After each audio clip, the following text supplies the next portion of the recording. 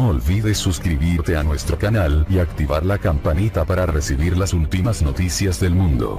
Y mientras en República Dominicana se adelanta esta reunión entre ambos sectores, en Venezuela los dirigentes de la oposición, los dirigentes que están allí, continúan o se expresan los dirigentes opositores reaccionan a lo que está ocurriendo con este diálogo. Veamos esta nota. Para la fracción 16 de julio del Parlamento venezolano no hay posibilidad de llegar a un acuerdo con un gobierno que aseguran no ha dejado de mentirle al país. Quisiéramos estar equivocados, porque de lo contrario, si los resultados, como nosotros pensamos, van a ser adversos, vamos a seguir sumergiendo al pueblo de Venezuela en una situación de tristeza, de soledad. Y es que lo hemos venido advirtiendo, porque este es un régimen que se burla de las necesidades del pueblo. Desde el exilio, el dirigente opositor Antonio Ledesma dijo esperar que quienes acudieron al encuentro no decidan reconocer una inconstitucional asamblea constituyente y mucho menos abogar por el cese de las sanciones internacionales. Levantar las sanciones, reconocer la constituyente, sería profanar las tumbas de los jóvenes escuderos que murieron luchando por la democracia venezolana. Sin embargo, quienes convencidos de que Venezuela necesita una salida urgente a la crisis y para ello atravesar necesariamente por un proceso de negociación, advirtieron antes de partir que no se firmaría un acuerdo que no beneficie al país. Nosotros no vamos a firmar un mal acuerdo, ni un acuerdo que perjudique a los venezolanos. Nosotros tengan la tranquilidad. Preferimos decirle a todos los venezolanos no se pudo llegar a acuerdo por tal o cual posición del gobierno. La oposición sin duda acudió dividida al encuentro, que sería el cuarto intento en los últimos 4 años. Con gente mala nunca hay arreglo bueno. Por su parte, el presidente Nicolás Maduro se adjudicó el logro de haber sentado en una mesa a la oposición tras 4 meses de intensas protestas, aunque para la oposición, en cambio, fue la presión internacional lo que llevó al proceso en Dominicana. Consultamos además a los ciudadanos su opinión al respecto. Esto nos dijeron. Las mejores expectativas positivas que nos puedan beneficiar a todos los venezolanos. Vayamos para donde vayamos, vamos a seguir igual. Si quieren resolver el problema, deberían de llegar a un acuerdo. ¿Y usted hoy qué cree que pasa? Realmente no creo que lleguen a acuerdo. La apertura de un canal humanitario, el respeto a la Asamblea Nacional, elecciones presidenciales transparentes y la liberación de los presos políticos siguen siendo las demandas de la oposición, hasta la fecha incumplidas por la administración de Nicolás Maduro. Desde Caracas, Venezuela, Daniela Zambrano, para la tarde de NTN 24. Gracias a Daniela por la información. Quiero saludar en esta parte del programa. Nos acompaña David Smolaski. David es hoy un líder de la oposición en el exilio. Era alcalde del municipio El Hatillo, uno de los más importantes del área metropolitana en Caracas, cuando tuvo que salir. Y hoy es responsable nacional adjunto de Voluntad Popular. Bienvenido, gracias por estar aquí.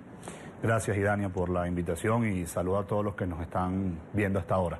Tuvimos la oportunidad de conversar cuando David llegó a Brasil, creo que fue la primera entrevista, y tuvimos la oportunidad de hablar con él en ese momento.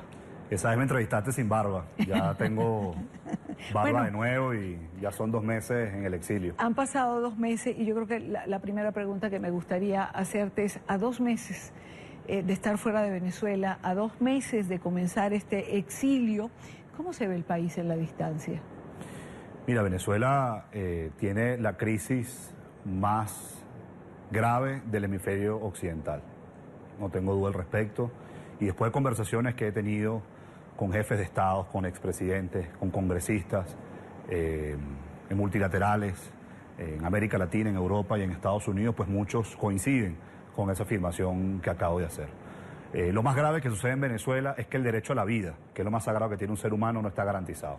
Todos los días, y cuando digo todos los días es literal, mueren venezolanos por falta de comida, por falta de medicamentos, por la inseguridad, que es un tema, por cierto, que me ha sorprendido porque se debe conocer más en la comunidad internacional la inseguridad que hay en Venezuela y evidentemente la represión política. Es decir, pareciera que la muerte es una política de Estado que promueve este régimen y con eso pues ha buscado mantenerse en el poder. Por eso es que es fundamental el rol de la comunidad internacional en estos momentos para dislocar no solamente a Nicolás Maduro, sino a todos sus cómplices, que son los altos funcionarios del régimen, y de esa forma tratar de rescatar lo más pronto posible la libertad en nuestro país. Pero, digamos, el quehacer, el accionar de la comunidad internacional tiene de alguna manera que estar orquestado con el accionar de la dirigencia opositora dentro del país, y esto no siempre es así. Fíjate que yo creo que la comunidad internacional ha dado pasos muy importantes en los últimos meses.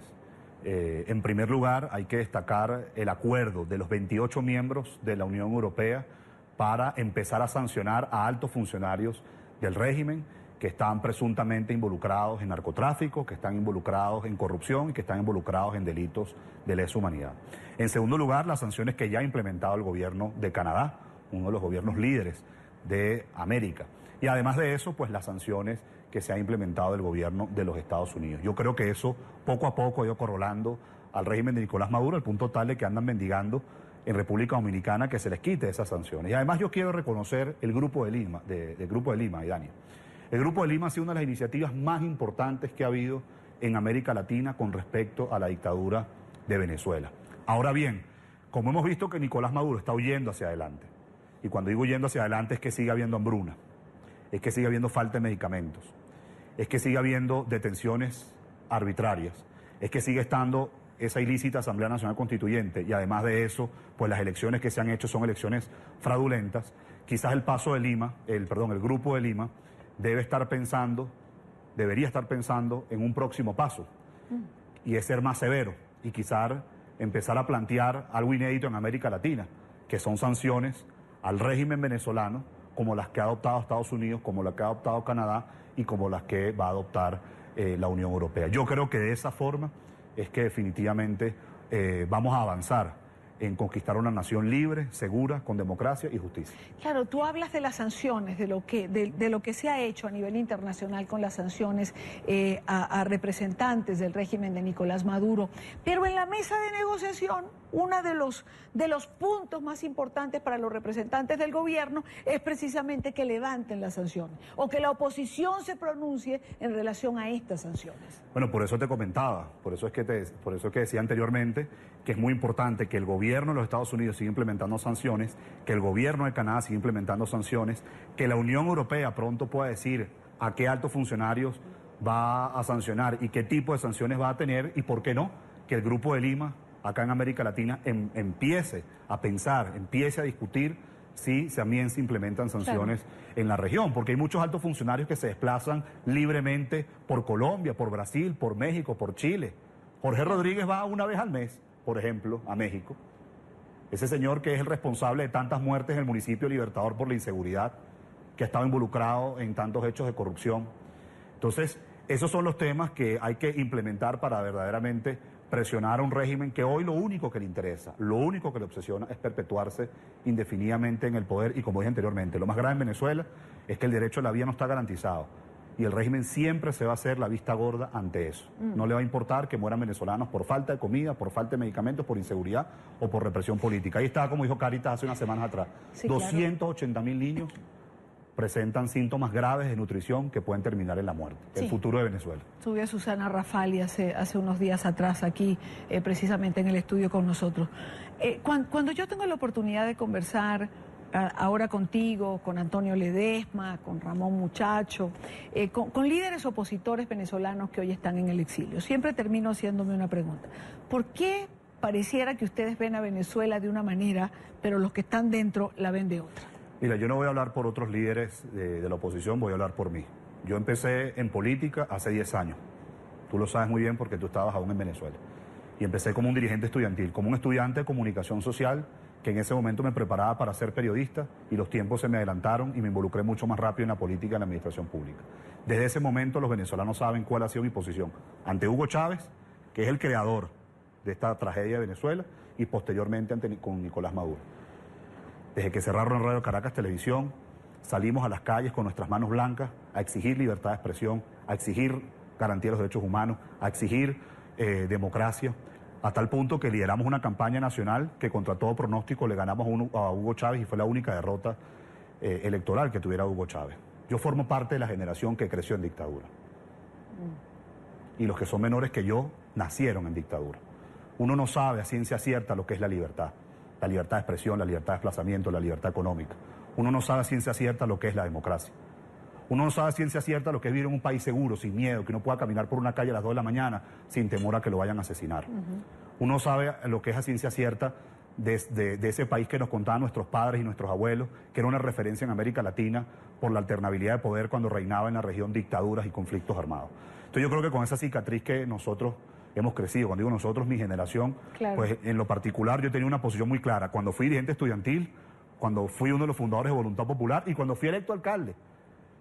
Porque cuando yo fui electo alcalde, que Maduro nos invitó al Palacio de Miraflores y me terminó expulsando de esa reunión, le dije que yo no iba a ser un alcalde de recoger la basura ni tener la Plaza Bolívar de Latillo impecable, sino que iba a tener una posición firme, frontal y clara ante la crisis que tuviese Venezuela.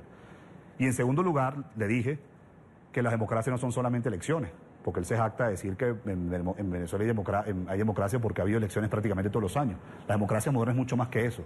Separación y autonomía de los poderes públicos, alternabilidad de poder, garantía de los derechos humanos, respeto a las minorías. Todos esos temas en Venezuela no están garantizados. Por eso en Venezuela hoy no podemos hablar de democracia. En Venezuela hay una dictadura y que en la ciencia política yo me atrevería a decir que estamos de un régimen autoritario transitando a un régimen totalitario. Cosa aún peor, porque el totalitarismo lo que busca es que el individuo, el ser humano, dependa única y exclusivamente del Estado. Perdóname que me haya extendido. No, está casi llegando, porque, digamos, con esa dependencia del Estado, con el carnet de la patria, con los CLAP, es que precisamente se está manipulando el resultado electoral.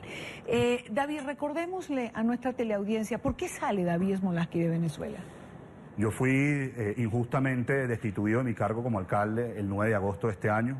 Fui inhabilitado y además de eso tengo una orden de arresto para la cárcel del Helicoide administrada por la Policía Política de Venezuela, el SEBIN. Somos 13 los alcaldes destituidos, 6 han pasado por la cárcel, el resto estamos en el exilio y representamos a 10 millones de venezolanos, que no es poca cosa, porque nada más y nada menos es 1/3 de la población. Yo sabía el 9 de agosto lo que iba a suceder, yo sabía que me iban a destituir, que me iban a inhabilitar, que iban a ordenar mi arresto, y me estuve preparando, Idania, por más de 3 años para ese momento, porque vi tantos líderes, tantos amigos caer por esta dictadura.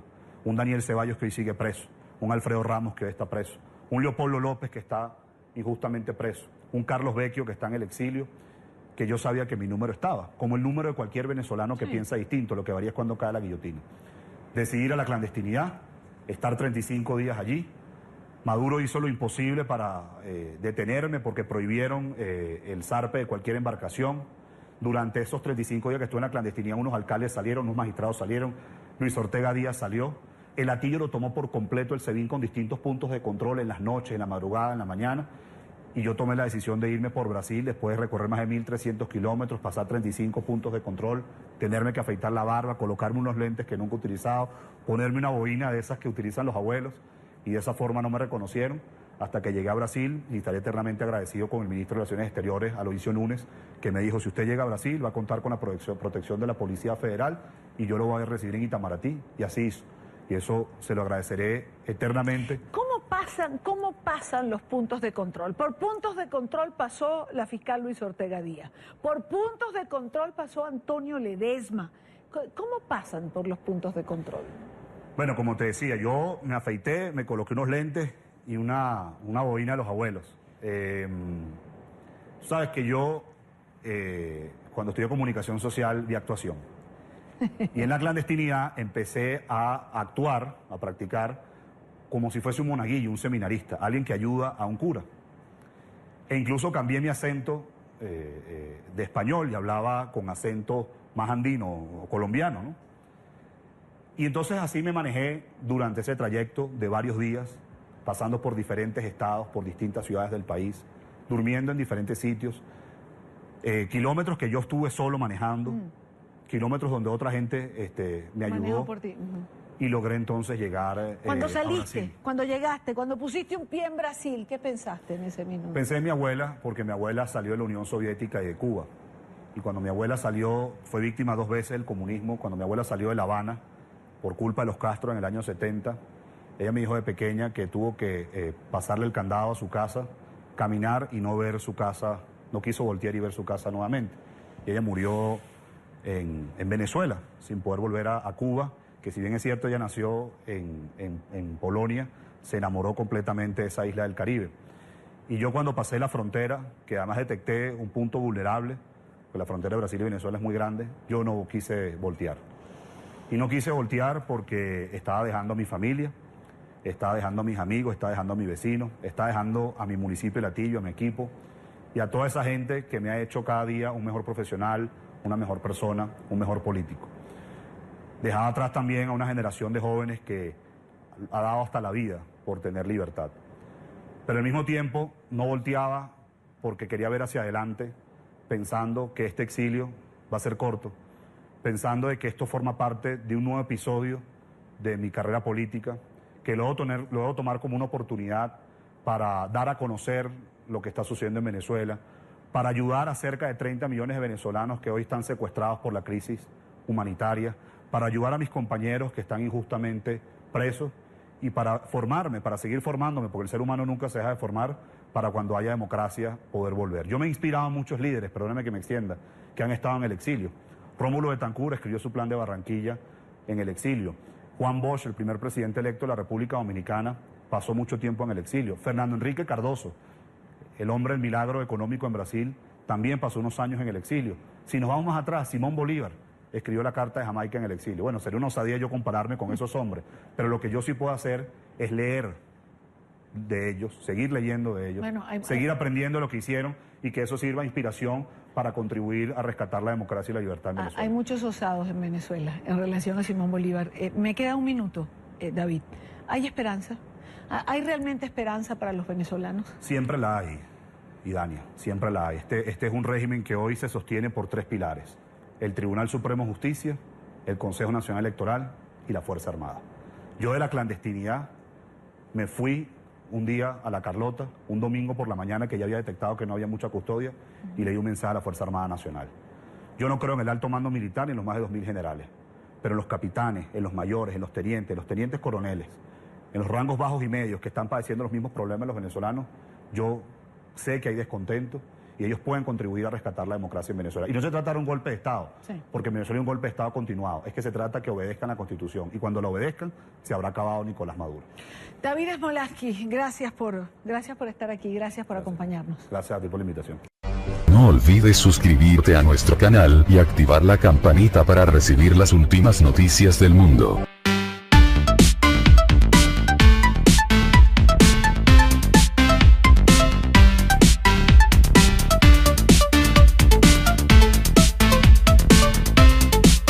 Mucho más rápido en la política y en la administración pública. Desde ese momento los venezolanos saben cuál ha sido mi posición ante Hugo Chávez, que es el creador de esta tragedia de Venezuela, y posteriormente con Nicolás Maduro. Desde que cerraron Radio Caracas Televisión, salimos a las calles con nuestras manos blancas a exigir libertad de expresión, a exigir garantía de los derechos humanos, a exigir democracia, a tal punto que lideramos una campaña nacional que contra todo pronóstico le ganamos a Hugo Chávez y fue la única derrota electoral que tuviera Hugo Chávez. Yo formo parte de la generación que creció en dictadura. Y los que son menores que yo nacieron en dictadura. Uno no sabe a ciencia cierta lo que es la libertad de expresión, la libertad de desplazamiento, la libertad económica. Uno no sabe a ciencia cierta lo que es la democracia. Uno no sabe a ciencia cierta lo que es vivir en un país seguro, sin miedo, que uno pueda caminar por una calle a las 2 de la mañana sin temor a que lo vayan a asesinar. Uno sabe lo que es a ciencia cierta de ese país que nos contaban nuestros padres y nuestros abuelos, que era una referencia en América Latina por la alternabilidad de poder cuando reinaba en la región dictaduras y conflictos armados. Entonces yo creo que con esa cicatriz que nosotros hemos crecido, cuando digo nosotros, mi generación, pues en lo particular yo tenía una posición muy clara. Cuando fui dirigente estudiantil, cuando fui uno de los fundadores de Voluntad Popular y cuando fui electo alcalde. Porque cuando yo fui electo alcalde, que Maduro nos invitó al Palacio de Miraflores y me terminó expulsando de esa reunión, le dije que yo no iba a ser un alcalde de recoger la basura, ni tener la Plaza Bolívar de Latillo impecable, sino que iba a tener una posición firme, frontal y clara ante la crisis que tuviese Venezuela. Y en segundo lugar, le dije que las democracias no son solamente elecciones, porque él se jacta de decir que en Venezuela hay democracia porque ha habido elecciones prácticamente todos los años. La democracia moderna es mucho más que eso. Separación y autonomía de los poderes públicos, alternabilidad de poder, garantía de los derechos humanos, respeto a las minorías. Todos esos temas en Venezuela no están garantizados. Por eso en Venezuela hoy no podemos hablar de democracia. En Venezuela hay una dictadura y que en la ciencia política yo me atrevería a decir que estamos de un régimen autoritario transitando a un régimen totalitario. Cosa aún peor, porque el totalitarismo lo que busca es que el individuo, el ser humano, dependa única y exclusivamente del Estado. Perdóname que me haya extendido. No, está casi llegando porque, digamos, con esa dependencia del Estado, con el carnet de la patria, con los CLAP, es que precisamente se está manipulando el resultado electoral. David, recordémosle a nuestra teleaudiencia, ¿por qué sale David Smolaski de Venezuela? Yo fui injustamente destituido de mi cargo como alcalde el 9 de agosto de este año. Fui inhabilitado y además de eso tengo una orden de arresto para la cárcel del Helicoide administrada por la Policía Política de Venezuela, el SEBIN. Somos 13 los alcaldes destituidos, 6 han pasado por la cárcel, el resto estamos en el exilio y representamos a 10 millones de venezolanos, que no es poca cosa, porque nada más y nada menos es 1/3 de la población. Yo sabía el 9 de agosto lo que iba a suceder, yo sabía que me iban a destituir, que me iban a inhabilitar, que iban a ordenar mi arresto, y me estuve preparando, Idania, por más de 3 años para ese momento, porque vi tanto en América Latina con respecto a la dictadura de Venezuela. Ahora bien, como hemos visto que Nicolás Maduro está huyendo hacia adelante, y cuando digo huyendo hacia adelante es que sigue habiendo hambruna, es que sigue habiendo falta de medicamentos, es que sigue habiendo detenciones arbitrarias, es que sigue estando esa ilícita Asamblea Nacional Constituyente y además de eso, pues las elecciones que se han hecho son elecciones fraudulentas. Quizás el Grupo de Lima debería estar pensando en un próximo paso y es ser más severo y quizás empezar a plantear algo inédito en América Latina, que son sanciones al régimen venezolano como las que ha adoptado Estados Unidos, como las que ha adoptado Canadá y como las que va a adoptar la Unión Europea. Yo creo que de esa forma es que definitivamente vamos a avanzar en conquistar una nación libre, segura, con democracia y justicia. Claro, tú hablas de las sanciones, de lo que se ha hecho a nivel internacional con las sanciones a representantes del régimen de Nicolás Maduro, pero en la mesa de negociación, uno de los puntos más importantes para los representantes del gobierno es precisamente que levanten las sanciones o que la oposición se pronuncie en relación a estas sanciones. Bueno, por eso te comentaba, por eso es que decía anteriormente que es muy importante que el gobierno de los Estados Unidos siga implementando sanciones, que el gobierno de Canadá siga implementando sanciones, que la Unión Europea pronto pueda decir a qué altos funcionarios va a sancionar y qué tipo de sanciones va a tener y por qué no, que el Grupo de Lima acá en América Latina empiece a pensar, empiece a discutir si también se implementan sanciones en la región, porque hay muchos altos funcionarios que se desplazan libremente por Colombia, por Brasil, por México, por Chile. Jorge Rodríguez va una vez al mes, por ejemplo, a México. Ese señor que es el responsable de tantas muertes en el municipio de Libertador por la inseguridad, que ha estado involucrado en tantos hechos de corrupción. Entonces, esos son los temas que hay que implementar para verdaderamente presionar a un régimen que hoy lo único que le interesa, lo único que le obsesiona es perpetuarse indefinidamente en el poder y, como dije anteriormente, lo más grave en Venezuela es que el derecho a la vida no está garantizado y el régimen siempre se va a hacer la vista gorda ante eso. No le va a importar que mueran venezolanos por falta de comida, por falta de medicamentos, por inseguridad o por represión política. Ahí está, como dijo Caritas hace unas semanas atrás, sí, 280.000 niños presentan síntomas graves de nutrición que pueden terminar en la muerte. Sí. El futuro de Venezuela. Estuve a Susana Rafali hace unos días atrás aquí, precisamente en el estudio con nosotros.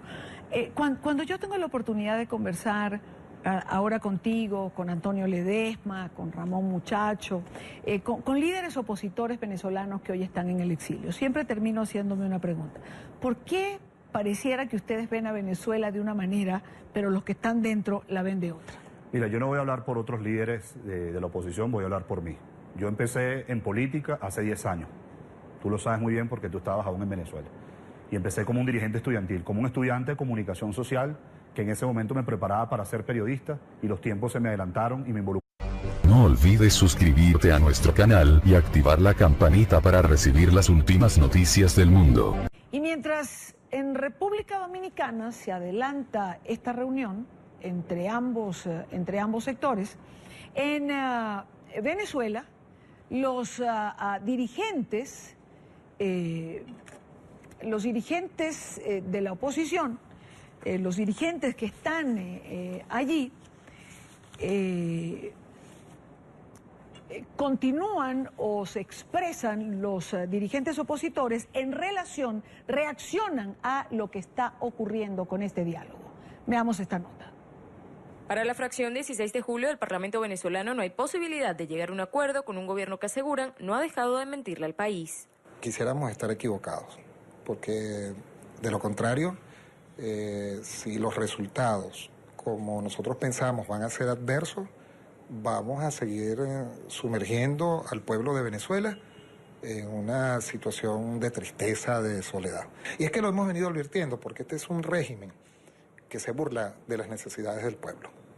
Desde el exilio, el dirigente opositor Antonio Ledesma dijo esperar que quienes acudieron al encuentro no decidan reconocer a una inconstitucional asamblea constituyente y mucho menos abogar por el cese de las sanciones internacionales. Levantar las sanciones, reconocer la constituyente, sería profanar las tumbas de los jóvenes escuderos que murieron luchando por la democracia venezolana. Sin embargo, quienes convencidos de que Venezuela necesita una salida urgente a la crisis y para ello atravesar necesariamente por un proceso de negociación, advirtieron antes de partir que no se firmaría un acuerdo que no beneficie al país. Nosotros no vamos a firmar un mal acuerdo, ni un acuerdo que perjudique a los venezolanos. Nosotros, tengan la tranquilidad. Preferimos decirle a todos los venezolanos, no se pudo llegar a acuerdo por tal o cual posición del gobierno. La oposición sin duda acudió dividida al encuentro, que sería el cuarto intento en los últimos 4 años. Con gente mala nunca hay arreglo bueno. Por su parte, el presidente Nicolás Maduro se adjudicó el logro de haber sentado en una mesa a la oposición tras 4 meses de intensas protestas, aunque para la oposición, en cambio, fue la presión internacional lo que llevó al proceso en Dominicana. Consultamos además a los ciudadanos su opinión al respecto. Esto nos dijeron. Las mejores expectativas positivas que nos puedan beneficiar a todos los venezolanos. Vayamos para donde vayamos, vamos a seguir igual. Si quieren resolver el problema, deberían de llegar a un acuerdo. ¿Y usted hoy qué cree que pasa? Realmente no creo que lleguen a acuerdo. La apertura de un canal humanitario, el respeto a la Asamblea Nacional, elecciones presidenciales transparentes y la liberación de los presos políticos siguen siendo las demandas de la oposición, hasta la fecha incumplidas por la administración de Nicolás Maduro. Desde Caracas, Venezuela, Daniela Zambrano, para la tarde de NTN 24. Gracias a Daniela por la información. Quiero saludar en esta parte del programa. Nos acompaña David. Tantos líderes, tantos amigos caer por esta dictadura. Un Daniel Ceballos que hoy sigue preso, un Alfredo Ramos que hoy está preso, un Leopoldo López que está injustamente preso, un Carlos Vecchio que está en el exilio, que yo sabía que mi número estaba, como el número de cualquier venezolano que piensa distinto, lo que varía es cuando cae la guillotina. Decidir a la clandestinidad, estar 35 días allí. Maduro hizo lo imposible para detenerme porque prohibieron el zarpe de cualquier embarcación. Durante esos 35 días que estuve en la clandestinidad, unos alcaldes salieron, unos magistrados salieron, Luis Ortega Díaz salió. El Atillo lo tomó por completo el SEBIN con distintos puntos de control en las noches, en la madrugada, en la mañana. Y yo tomé la decisión de irme por Brasil después de recorrer más de 1.300 kilómetros, pasar 35 puntos de control, tenerme que afeitar la barba, colocarme unos lentes que nunca he utilizado, ponerme una bobina de esas que utilizan los abuelos. Y de esa forma no me reconocieron hasta que llegué a Brasil y estaré eternamente agradecido con el ministro de Relaciones Exteriores, Aloysio Núñez, que me dijo, si usted llega a Brasil va a contar con la protección de la Policía Federal y yo lo voy a recibir en Itamaraty. Y así hizo. Y eso se lo agradeceré eternamente. ¿Cómo pasan los puntos de control? Por puntos de control pasó la fiscal Luis Ortega Díaz. Por puntos de control pasó Antonio Ledesma. ¿Cómo pasan por los puntos de control? Bueno, como te decía, yo me afeité, me coloqué unos lentes y una bobina de los abuelos. Sabes que yo, cuando estudié comunicación social, vi actuación. Y en la clandestinidad empecé a actuar, a practicar, como si fuese un monaguillo, un seminarista, alguien que ayuda a un cura. E incluso cambié mi acento de español y hablaba con acento más andino o colombiano, ¿no? Y entonces así me manejé durante ese trayecto de varios días, pasando por diferentes estados, por distintas ciudades del país, durmiendo en diferentes sitios, kilómetros que yo estuve solo manejando, kilómetros donde otra gente me ayudó. Por ti. y logré entonces llegar Cuando a saliste, Brasil. cuando llegaste, cuando pusiste un pie en Brasil, ¿qué pensaste en ese minuto? Pensé en mi abuela, porque mi abuela salió de la Unión Soviética y de Cuba. Y cuando mi abuela salió, fue víctima 2 veces del comunismo. Cuando mi abuela salió de La Habana, por culpa de los Castro en el año 70, ella me dijo de pequeña que tuvo que pasarle el candado a su casa, caminar y no ver su casa, no quiso voltear y ver su casa nuevamente.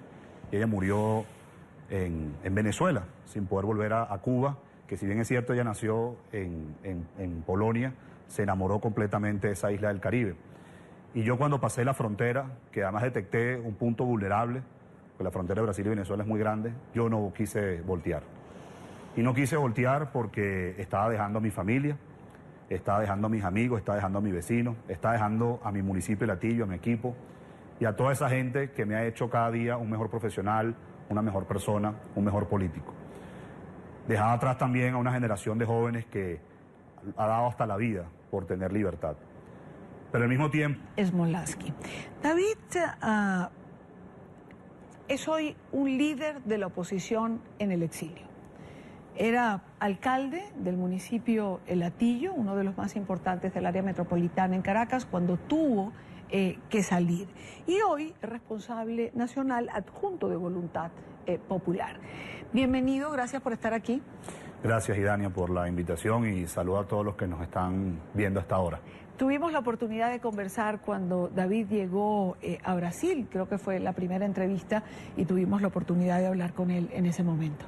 Esa vez me entrevistaste sin barba, ya tengo barba bueno, de nuevo y ya son 2 meses en el exilio. Han pasado 2 meses y yo creo que la primera pregunta que me gustaría hacerte es, a 2 meses de estar fuera de Venezuela, a 2 meses de comenzar este exilio, ¿cómo se ve el país en la distancia?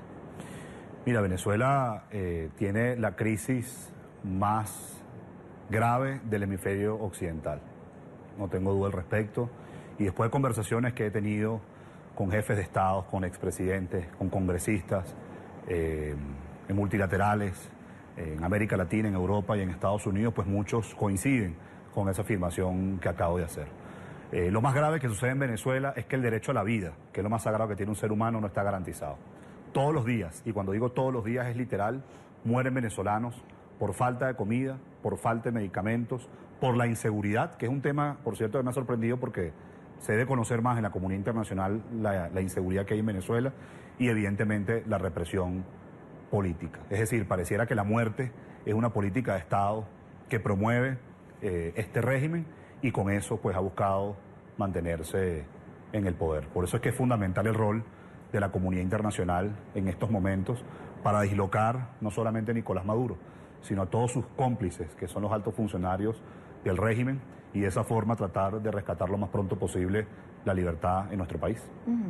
Pero, digamos, el quehacer, el accionar de la comunidad internacional tiene de alguna manera que estar orquestado con el accionar de la dirigencia opositora dentro del país, y esto no siempre es así. Fíjate que yo creo que la comunidad internacional ha dado pasos muy importantes en los últimos meses. En primer lugar, hay que destacar el acuerdo de los 28 miembros de la Unión Europea para empezar a sancionar a altos funcionarios del régimen que están presuntamente involucrados en narcotráfico, que están involucrados en corrupción y que están involucrados en delitos de lesa humanidad. En segundo lugar, las sanciones que ya ha implementado el gobierno de Canadá, uno de los gobiernos líderes de América. Y además de eso, pues las sanciones que se ha implementado el gobierno de los Estados Unidos. Yo creo que eso poco a poco ha ido corrolando al régimen de Nicolás Maduro, al punto tal de que andan mendigando en República Dominicana que se les quite esas sanciones. Y además yo quiero reconocer el Grupo de Lima, del Grupo de Lima, Idania. El Grupo de Lima ha sido una de las iniciativas más importantes que ha habido